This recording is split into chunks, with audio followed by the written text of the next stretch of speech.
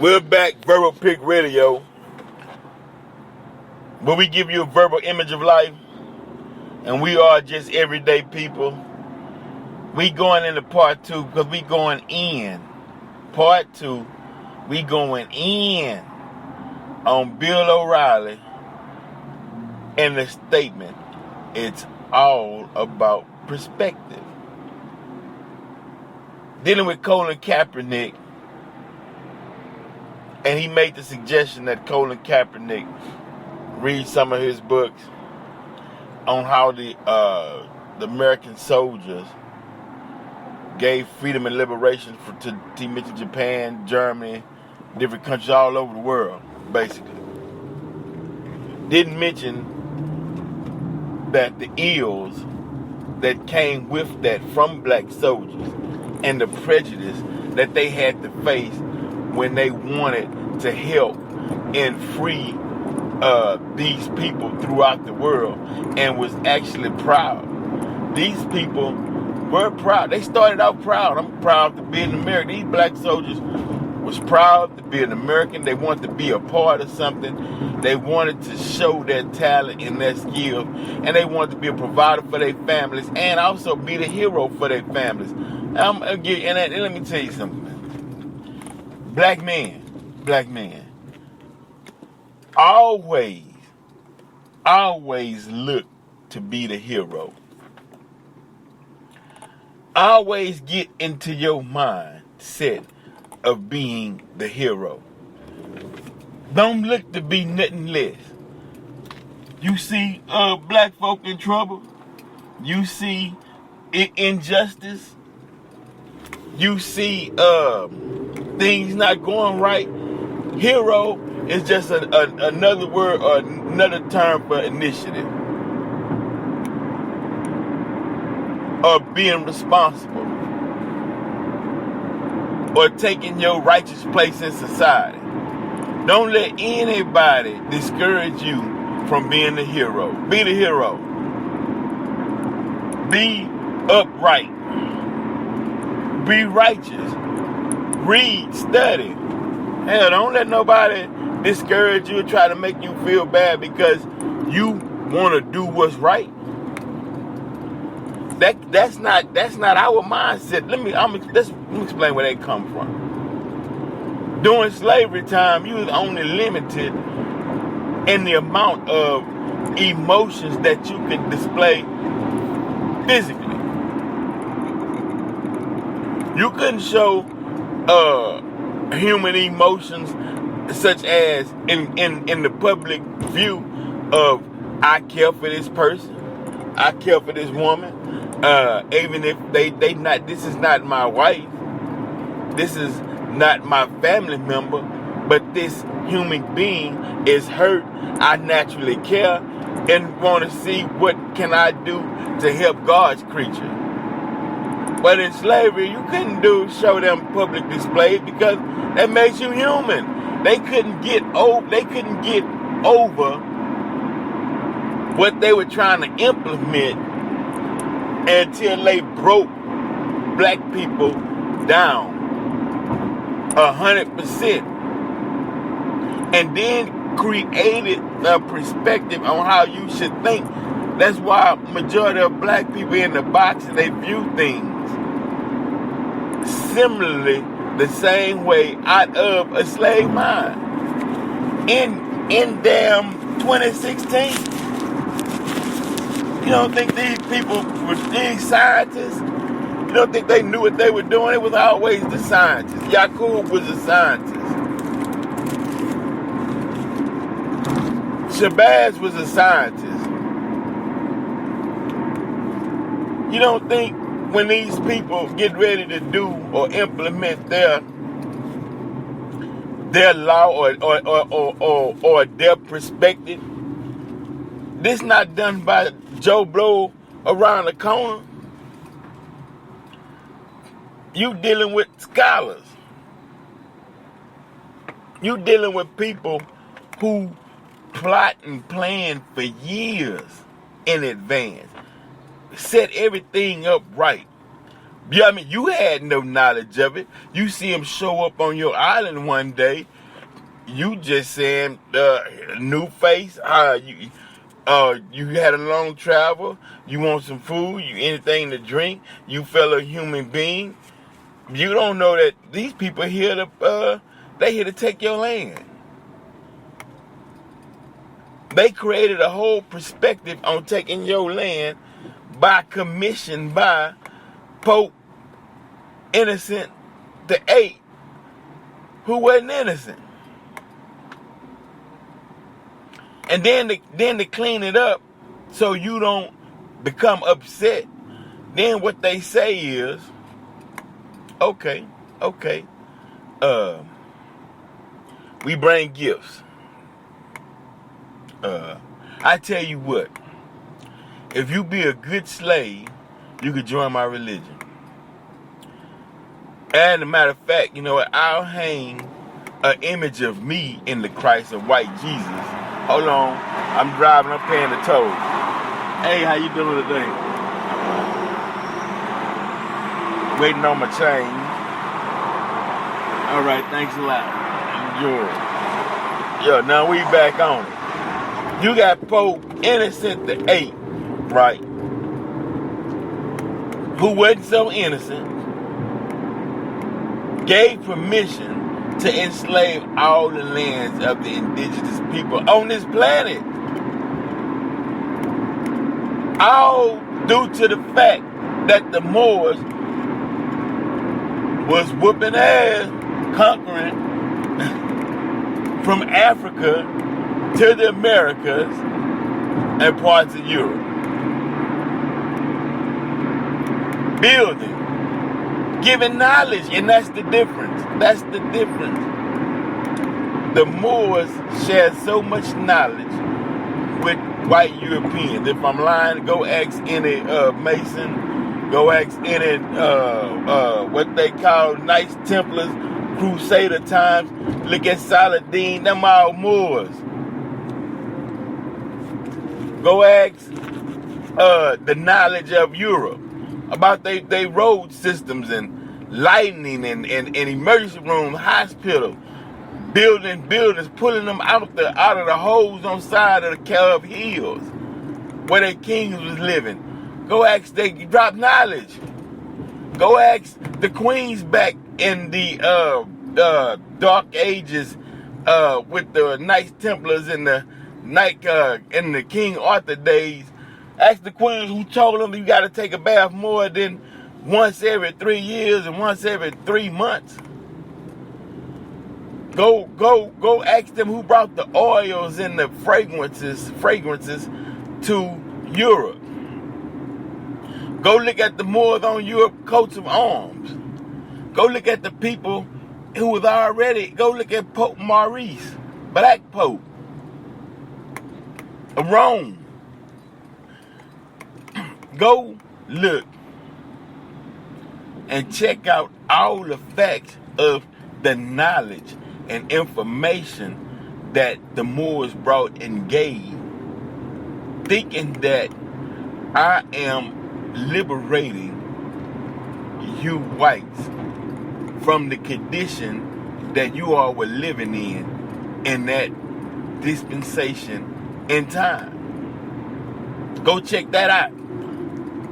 Then look at how they used the knowledge against the blacks when they did the agreement to rule for 6,000 years but lost 2,000 years, as Brother Farrakhan teaches. Go look at the knowledge that they shared when they came out of Europe into the indigenous land. It wasn't. They didn't bring knowledge. They didn't bring a monotheistic view of religion of God. They didn't bring religion to us. They brought the religion. They knew the story of the true Jesus in those days because the Moors was teaching them religion. So they maritime lawed us. They did the adverse on us. Is what they did. What they did was, we gonna take this and flip it. Like James Brown said in the movie, they flipped it on us. No. Jesus ain't black. Jesus white. Here go the picture. Nah, you not God. As a matter of fact, you 3/5 of a human being. But if you saying you God, and if I don't feel that essence, and I haven't seen that God, but you say you are God, then you alien, and you still not. Or we will still not view you as human, like our kind of human. You a different kind of human, because look at these pyramids you all built. We didn't do anything like that. That had to come from another source in their mind, because we didn't experience that. Look at how long y'all been on the earth. Look at this alchemy and astrology and astronomy and things you all were studying. Then when the whites got under the tutelage of the greats, the black greats or the scholars, and they went back with that knowledge to teach whites and was telling them, no, the earth is round. The white counterparts call it blasphemy, witchcraft. Kill that nigga for teaching you witchcraft. And it wasn't witchcraft, it's just that they had no prior knowledge in their history for those studies. So they had to evolve. And as they start evolving, then they said, well, wait a minute. Wait.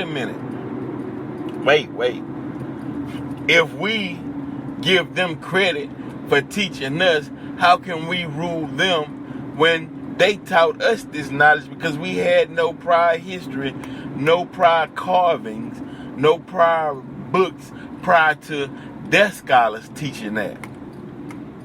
Teaching astronomy, alchemy, astrology, metaphysics, and metaphysics in the sense of universal laws.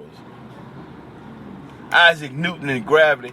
Black folk been knew about gravity. Ben knew the earth was round. So, as Bill O'Reilly stated, perspective. They have to create the perspective for your reality, because he stated it's all about perspective. Don't look at the perspective from black people's pain and struggling in America, because if we do, then we will make them human, and if you become human, we will owe you reparations. So you can take that off the table. Then what black folks are saying, hey, white people, and when I'm saying white-minded, because you can't group all white folks in a box, you can't group all black people in a box. Some white folks have studied for over 50, 60 years. But what I'm saying is, the perspective that has to be, or that is etched in the mindsets of the white supremacists. You can't do nothing to chisel that out their brain. Because by admitting who the black man is, that's also admitting or the process or failure to them. So they're not going to ever give the perspective that black people want them to perceive it from. They cannot do it. You will have some who will come close to the line. But they will only feel comfortable coming close to that line if more like them are with them and they bonded together. So you will see a few at the protest, and whatever agenda they're there for is their agenda. But just because you there at the protest screaming over police brutality that was killed of a young black male that was killed by a police officer, just because you're in that crowd and they see your face in the place, doesn't mean that that scenario will change. Because the heart of it is what needs to be addressed. And to do that, whites would have to go into their own history, some of their own family members, of some of the things that were done. And a lot not ready to do that. It's deeper than showing up at a march. Showing up at a march only is one step. It just states that I'm sick and tired, I'm fed up, I'm getting ready to take to these streets, because the other side don't want to sit down and dialogue with the real issue. You keep shading the issue. You keep avoiding the real problem and the real solution. Meaning, you don't want to sacrifice and put your position of rulership on the line by dealing with the pain of slavery and the after effects of it that's going on today, meaning the thought process, because you have to keep putting out that same negative slave-minded perspective in life. Give you an example. Movies that are produced and written, directed by whites will have the black woman as a maid or a mammy. They have the brother, he gonna be a thug with earrings in both ears, or he's gonna be a tongue that caters to white people. And if you are black and you willing to help in the demise of the perspective, in the demise of the way of the mindset of the way blacks see themselves, they pay good money for that. If you coons get paid good money. If you're a coon and you saying, look, I'm a coon, I'm going out and I'm gonna help create that perspective of black inferiority. White people pay good for that. And look, to hell with you niggas anyway. Hell, when I was in the projects or when I was in poverty, you niggas ain't give me a peanut butter and jelly sandwich. So I'm gonna help the slave master create a false perspective on black people, so black people, it can engram in their mindset to where they would in real time act out these perspectives that my white scholars came up with this way to be, because they're telling the coon, if you play this part, it will affect the mind of the youth for the next generation, and it also will re-enhance the narrative that black people are feeble-minded and the only thing that they can do is sing, dance, play the mammy, or play the criminal. And that's the only role we'll give you. Now, you will have some blacks who gonna break out the box and be successful and show their skills that we miss, but we're not gonna give them a lot of coverage.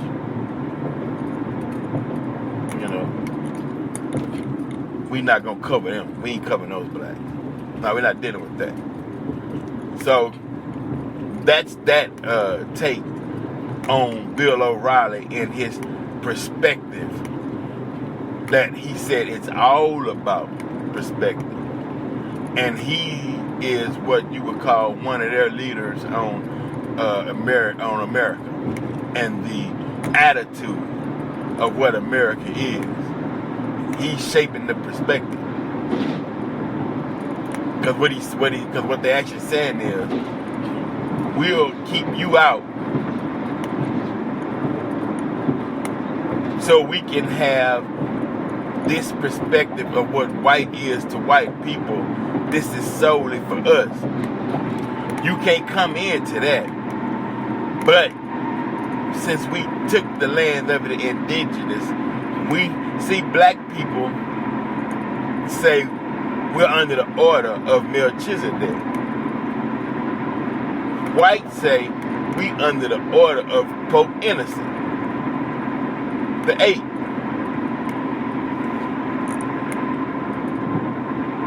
Where are we? And basically we're just giving knowledge, giving information so you can view this thing in its proper text. So you don't be under any illusions, and then you know something inside of you is wrong, but you can't pinpoint it, so you begin to get angry and you want to take it out on who you think is causing you harm and begin to make it physical, when this is not a physical thing. It's a mental thing. It's a way of being, or it's a way of righting a wrong through dialogue.